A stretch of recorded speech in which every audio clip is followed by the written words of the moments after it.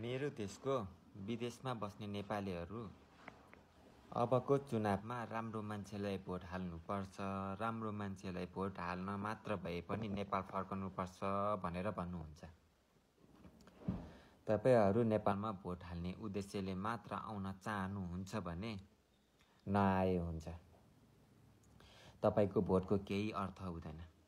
तपाईको भोटको पहिले जसरी नै खेर जानेछ।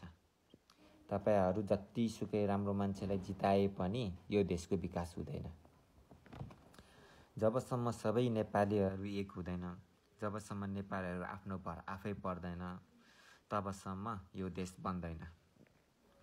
तपाईहरू भोट हाल्ने उद्देश्यले मात्र होइन, यो मेरो देश हो, म आफै बनाउनु पर्छ, म मेरो सन्तानको भविष्य नेपालमै बनाउँछु भन्ने उद्देश्यले मात्र आउनुहोस्, देश बन्नेछ। नत्र जतिसुकै राम्रो मान्छे नेता भएर आए पनि यो देशको सरकार यसरी नै ढलिरहन्छ। हामी नेपालीहरू यसरी नै मरिरहनेछ।